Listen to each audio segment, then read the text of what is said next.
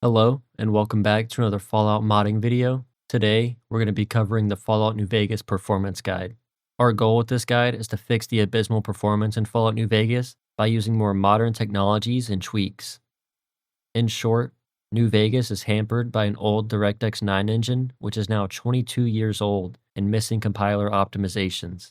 This makes it extremely CPU bound, causing stuttering and latency on modern PCs. I'm going to walk you through this guide on how to alleviate those bottlenecks. In this tutorial, we'll break down the entire guide step by step, making it friendly for beginners while also including details that advanced modders need.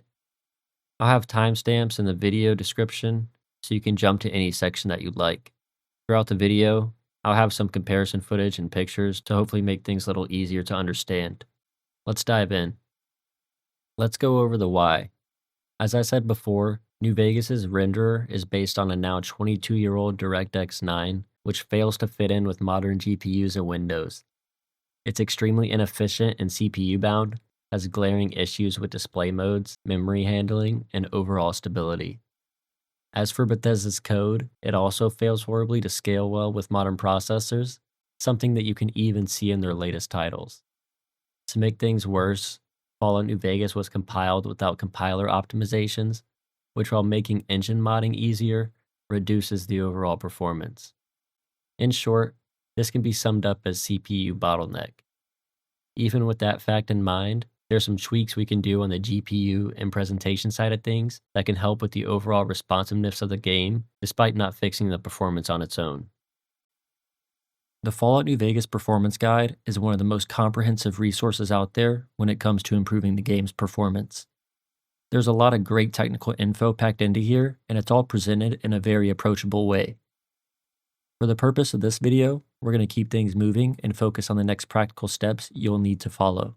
But if you're someone who wants to really understand what's going on under the hood, or if you're just curious about the why behind some of these tweaks, I highly recommend taking some time to check it out. You'll definitely come away with a better understanding of how everything fits together, and probably pick up a few extra tips along the way. If you came to this video and you've already followed Viva New Vegas or the Best of Times guides, you can skip this step and move on to the next one.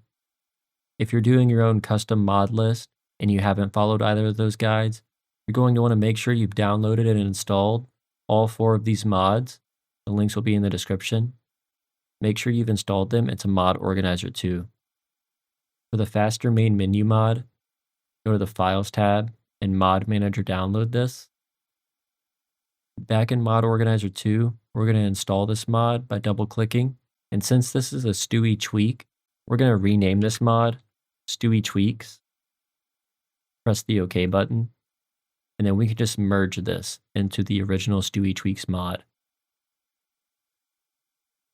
Next, we're going to open our Stewie Tweaks Viva New Vegas INI, double-click the mod, navigate to INI Files, select this and open in Explorer. We're going to open our Stewie Tweaks INI with our text editor. Here, you're going to press Ctrl F. You're going to search B Faster Title menu. Here, this will be a 0. You're going to want to change this to a 1. Go up and save this file and exit out. Exit out of this. Press F5 to refresh Mod Organizer. We'll now boot to the main menu a lot faster with this mod.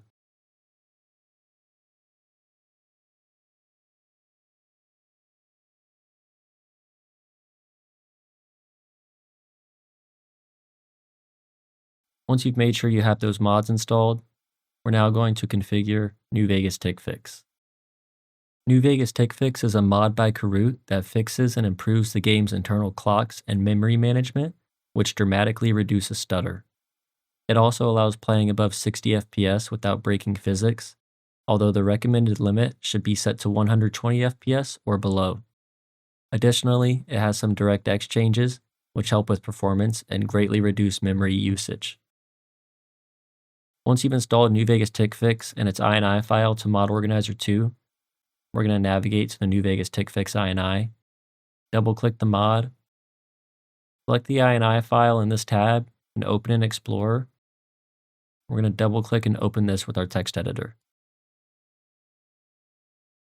In here, the first setting you're going to want to look for is under the main section. It'll be B, modify DirectX behavior. Make sure this is set to 1. Next, we're going to go down to the DirectX section. We're going to look for this setting here. B, use default pool for textures. We're going to change this 0 to a 1. This setting disables texture mirroring between VRAM and RAM, which decreases RAM usage and allows using high resolution textures. This also breaks Alt-Tab functionality in full screen mode. To mitigate that, either use DXVK, windowed mode, or just avoid Alt-Tabbing. However, we're going to cover this later on in the guide, and save the file.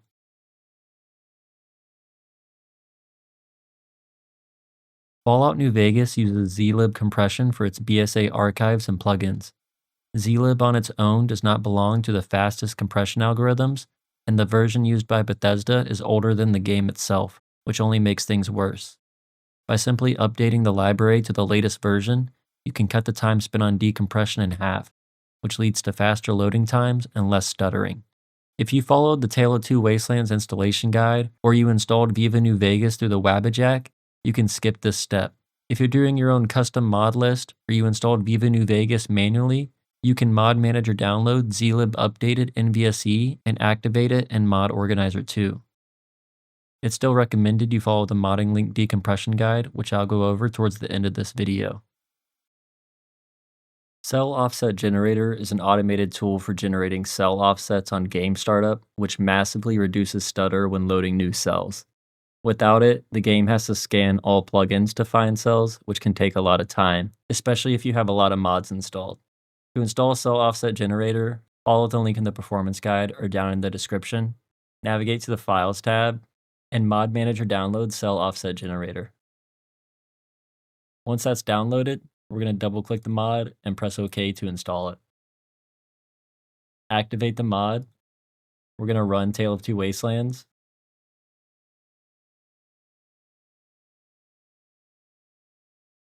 This initial startup might be a little slow because, as you'll see, it's going to generate cell offsets.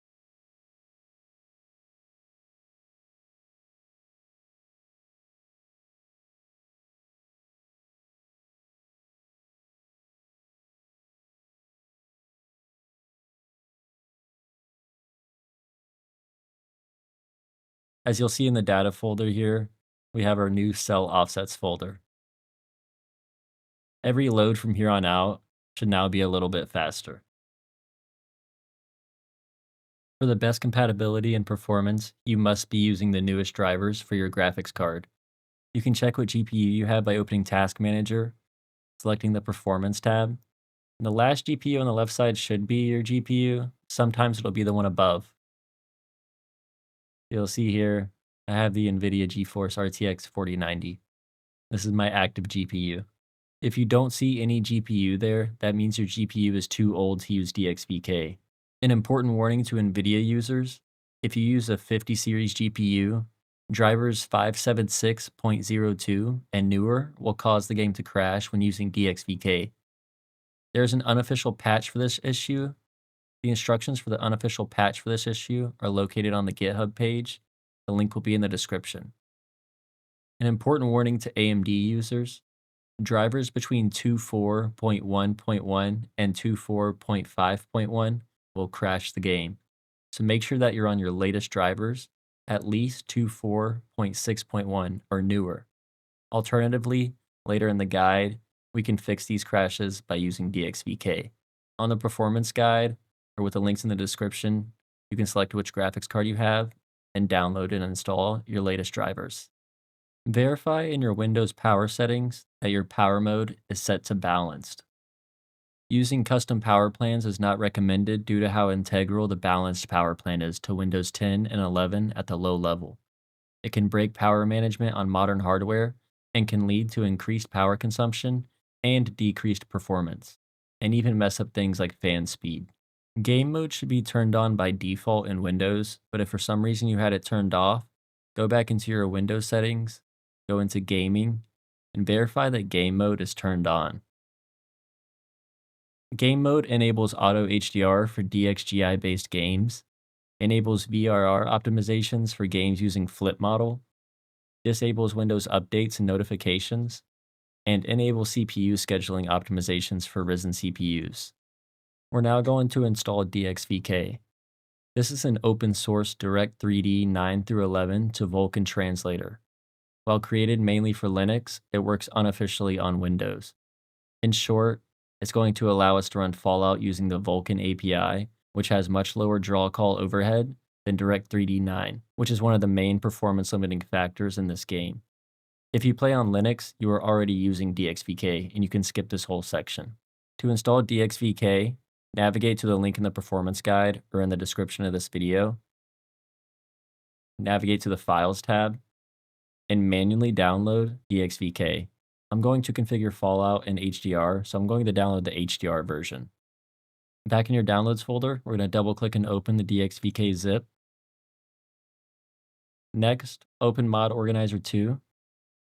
At the top, navigate to the yellow folder icon and open your game's root folder. With both of these open, we're going to drag the contents of the DXVK zip into our Fallout New Vegas root folder. We've now installed DXVK and can exit out of this. NVIDIA and AMD drivers have the ability to use DirectX to display Vulkan games, allowing for flip model and windowed mode, which has HDR and VRR support and better latency. This step is mandatory for NVIDIA laptops and AMD GPUs to work with DXVK. Otherwise, you will suffer heavy performance issues. If you chose to install the HDR version of DXVK, you must also use this method. NVIDIA desktops can and are recommended to use it for the best experience, but ultimately, it's optional. I have an NVIDIA card, so I'm going to select this dropdown in the performance guide. Here, the first step is to enable windowed mode in our Fallout Custom. To do this, navigate to Mod Organizer 2, select the puzzle icon, open the INI editor, and navigate to your Fallout Custom INI. Scroll down a bit, and here you'll see the B full screen equals 1 setting. We're going to change this 1 to a 0 and press the save button. Close out of that and refresh Mod Organizer. Next, we're going to follow the link in the performance guide or in the description and download the pre-made NVIDIA driver profile.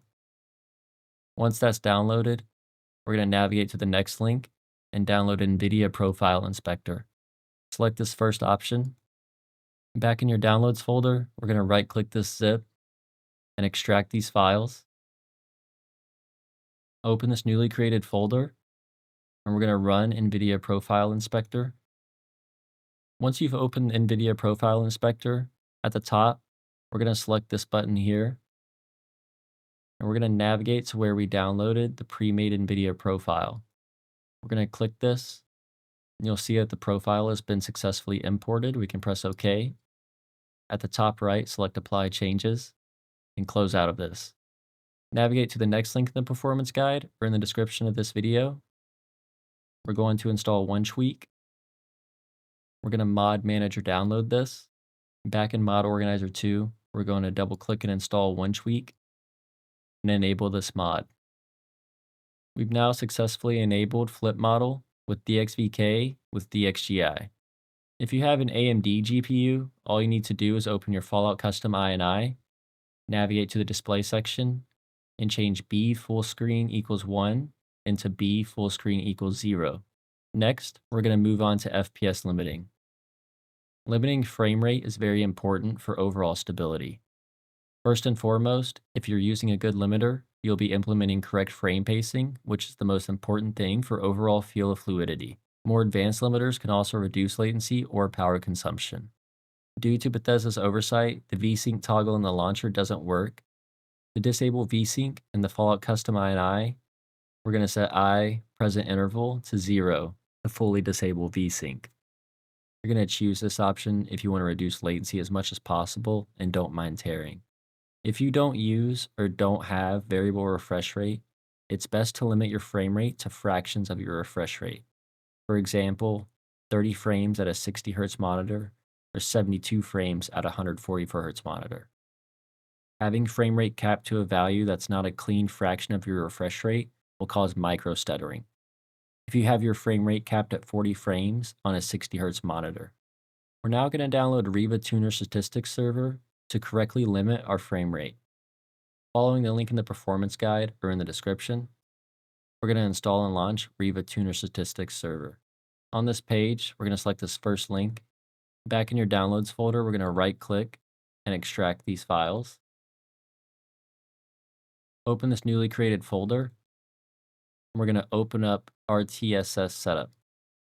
If you need to find out what you need to cap your frame rate to, depending on your monitor's refresh rate, if you scroll down to the Riva Tuner Statistics Server section of the performance guide, you can enter your monitor's refresh rate here. It will give you the number you should cap your FPS to.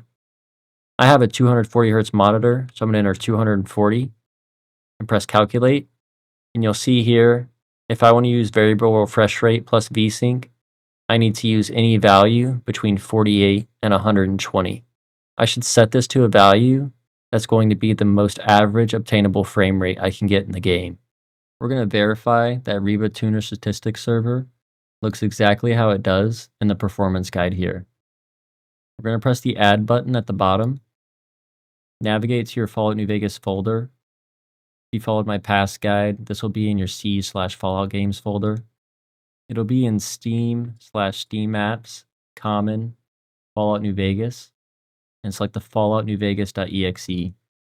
As the guide said, I need to cap my frame rate anywhere between 48 and 120.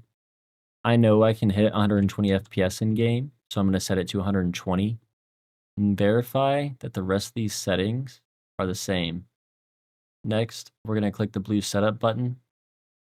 We're going to verify that all of these settings are the same. Once you've verified these settings look the same as they do in the performance guide, press OK. And we can minimize this. And congratulations, we've now made it through the performance guide. I hope this guide has helped you create a more smoother Fallout New Vegas experience. If this guide helped you out, please let me know. If you guys have any questions, leave them in the comments below. I'll see you guys later.